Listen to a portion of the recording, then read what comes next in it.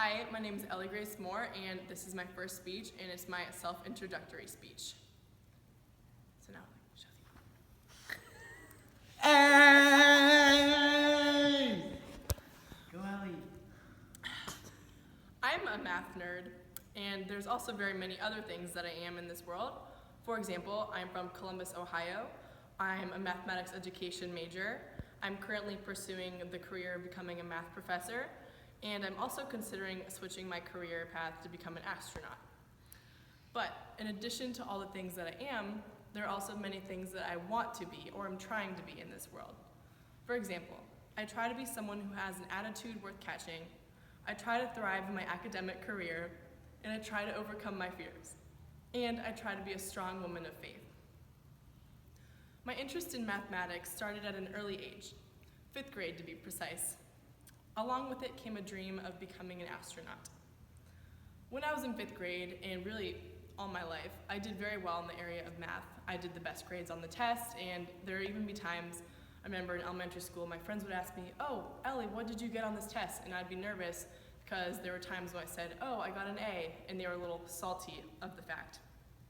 I also remember my 5th grade math teacher pulling me aside in the hallway and telling me that I had a gift in the area of mathematics. The same teacher also explained to me her fascination with outer space, and this immediately wore off on myself, and from that point on, I've always wanted to explore outer space and become an astronaut.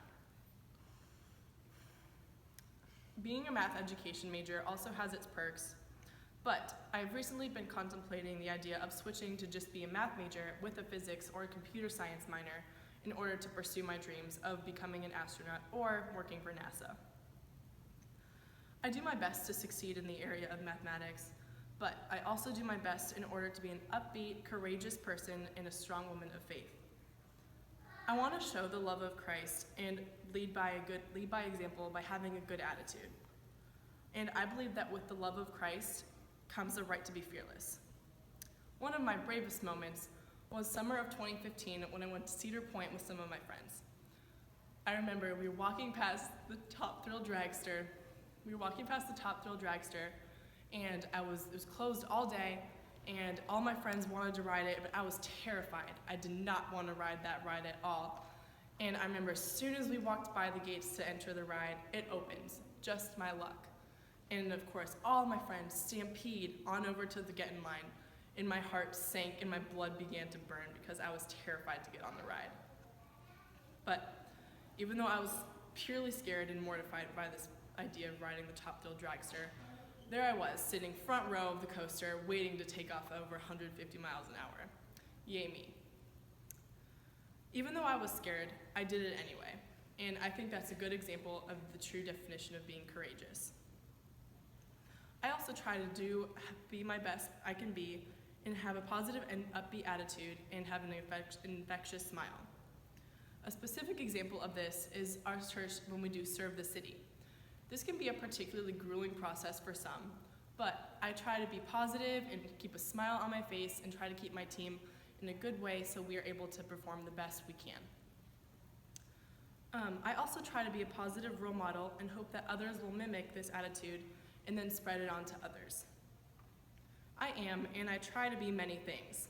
Included in this is a math nerd, a terrified yet ecstatic roller coaster rider, a wannabe astronaut, and the hopes of being a living image of Christ's love for us.